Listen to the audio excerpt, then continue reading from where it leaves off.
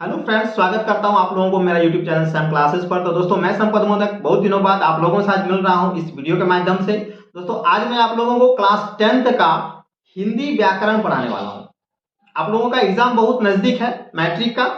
तो हिंदी में सबसे पहला टॉपिक जो आज मैं पढ़ाने वाला हूं, क्रिया। इस वीडियो को आप अंत तक देखिए और क्रिया से संबंधित किसी तरह का प्रश्न आपको परीक्षा में नहीं छूटेगा।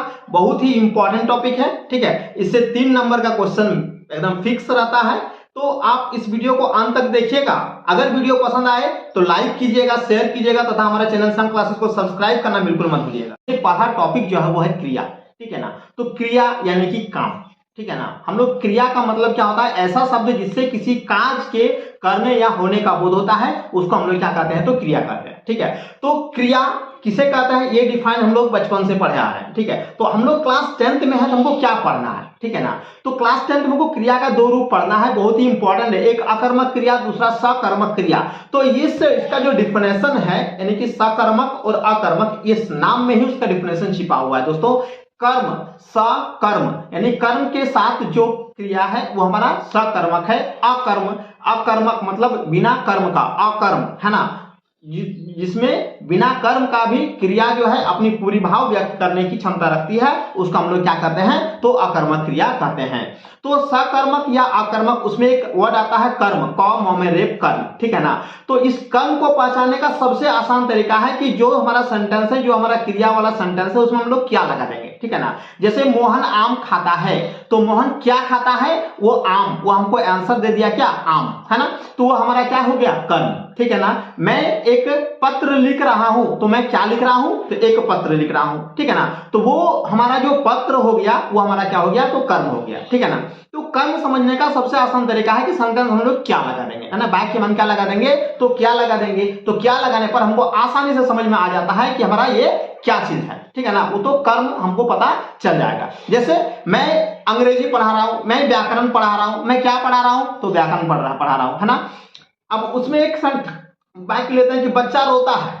बच्चा क्या रोता है, हमको ऐसा कुछ आएगा, नहीं आएगा। तो बच्चा रोता है, वह हंसता है, ठीक है ना, वह खाता है। तो इसमें जो क्या का आंसर हमको कुछ नहीं मिलने वाला है। इसका मतलब इसमें कर्म नहीं है, ठीक है ना, कर्म नहीं है। इसका मतलब वो अकर्मक क्रिया हो गया। तो सकर्मक और अकर्मक समझने का सबसे आसान तरीका है कि वहां क्या लगा के देख लीजिए। अगर हमको क्या का आंसर कुछ मिलता है तो सकर्मक है, अगर क्या का आंसर कुछ नहीं मिलता है तो हमारा क्या हुआ, वो अकर्मक क्रिया। जैसे मैं रांची में रहता हूं, तो मैं क्या रहता हूं, इसका आंसर कुछ आ रहा नहीं आ रहा। मैं कहां रहता हूं का आंसर आ रहा रांची। कहां से हमको मतलब नहीं, हमको क्या से मतलब है ना, किसको से मतलब है ना। तो वो हमारा कर्म होगा, ठीक है ना। तो कर्म नहीं है, इसका मतलब वो अकर्मक क्रिया है, ठीक है।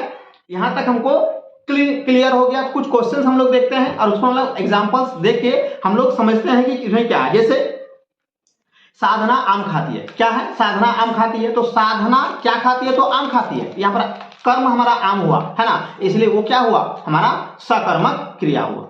वह तेज दौड़ता है, तेज दौड़ता मतलब कैसा दौड़ता है, तो तेज। लेकिन क्या दौड़ता है ऐसा तो नहीं है कुछ, है ना। वह क्या दौड़ता है ऐसा है नहीं है। तो दौड़ता है हमारा क्रियापद हुआ, लेकिन वो हमारा है क्या, अकर्मक क्रियापद। मोहन हंसने लगा, ठीक है, वो भी क्या होगा, अकर्मक क्रिया, ठीक है। वह रांची में रहता है, इसका एग्जाम्पल हम लोग बोल दिए, है ना। बच्चे मैदान में खेल रहे हैं, बच्चे मैदान में खेल रहे हैं और बच्चे क्रिकेट खेल रहे हैं। बच्चे मैदान में खेल रहे हैं, उसमें क्या खेल रहे हैं का आंसर नहीं आ रहा, तो अकर्मक क्रिया। लेकिन बच्चे क्रिकेट खेल रहे हैं, तो बच्चे क्या खेल रहे हैं, तो क्रिकेट, वो हमारा क्या हो जाएगा, तो सकर्मक क्रिया, ठीक है। माँ बच्चे को सुला रही है, माँ बच्चे को सुला रही है, ये हमारा किसको सुला रही है हो सकता है, या तो हमारा ये एक नया क्रिया प्रेरणार्थक क्रिया भी हो सकती है, सुला रही है ना।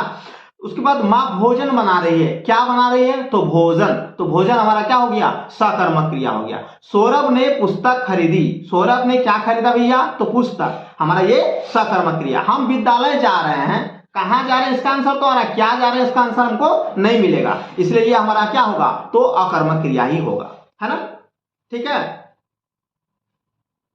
मैंने उसे अपने मित्र से मिलवाया, मैंने उसे अपने मित्र से मिलवाया। तो किसको मिलवाया, इसका आंसर यहां आ रहा है, इसलिए यहां पर क्या होगा, सकर्मक क्रिया होगा। क्या होगा, सकर्मक क्रिया। मैंने संदेश भिजवाया, मैंने क्या भिजवाया, तो संदेश, ये भी हमारा क्या होगा, तो सकर्मक क्रिया होगा। किसान खेती कर रहा है, तो किसान क्या कर रहा है, तो खेती कर रहा है, ये भी कर्म यहां पर है, इसलिए हमारा क्या होगा, सकर्मक क्रिया। रमेश जग रहा है, रमेश क्या कर रहा है, तो रमेश जग रहा है ना, तो हमारा यहाँ पर क्या का आंसर नहीं आ रहा, क्या जग रहा है इसका आंसर नहीं आ रहा है ना, इसलिए हमारा यहाँ पर क्या होगा, ये अकर्मक क्रिया होगा। ठीक है, तो हम आशा करते हैं कि क्रिया समझने में हमको किसी तरह का कोई दिक्कत नहीं है और क्रिया हम समझ गए। ठीक है ना।